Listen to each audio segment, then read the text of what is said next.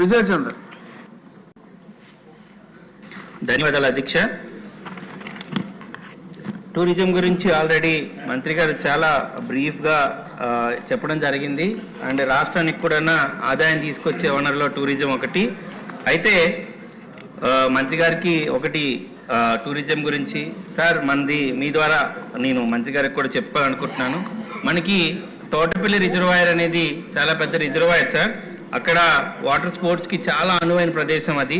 అంతేకాకుండా మా జిల్లా ఛత్తీస్గఢ్కి రాయగఢ్కి కూడా అనుసంధానంగా క్లోజెస్ట్ బోర్డరింగ్ డిస్టిక్. అక్కడ అరకులో ఎంతైతే అందాలు ఉన్నాయో అంత గొప్ప అందాలు ఖచ్చితంగా పార్వతీపురం హిల్స్లో కూడా ఉన్నాయి. ఇంకోటి కనెక్టివిటీ కూడా చాలా, అంటే రోడ్డు కానీ రైలు కానీ కనెక్టివిటీ బాగానే ఉంది. వందే భారత్ కూడా రావడం వలన ఇటు పక్క నుంచి వచ్చి ఛత్తీస్గఢ్ నుంచి ఒడిశా నుంచి కూడా రావడం జరుగుతుంది.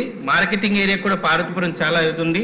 ఇందాకలా శాసనసభ్యులు చెప్పిన ఫుట్ఫాల్ ఎక్కువగా అవ్వాల్సిన అవసరం ఉంది. అదొక పొటెన్షియల్ ఏరియా.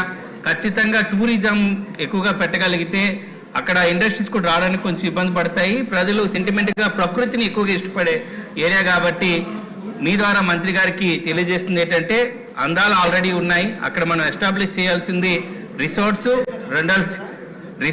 అలాగే మనకు కావాల్సిన ప్రకృతి అందాల గురించి మాట్లాడుతున్నాం సార్.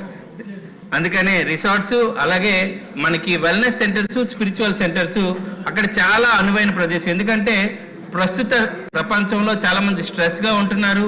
చాలా మంది ఫోన్లు వదిలేసి వెల్నెస్ సెంటర్ చాలా ఎక్కువగా పెడుతున్నారు. ఆల్రెడీ తెలియకుండా ఇద్దరు ప్రైవేట్ వ్యక్తులు 2 రిసార్ట్స్ ఆల్రెడీ ఒకటి ఉన్నాయి.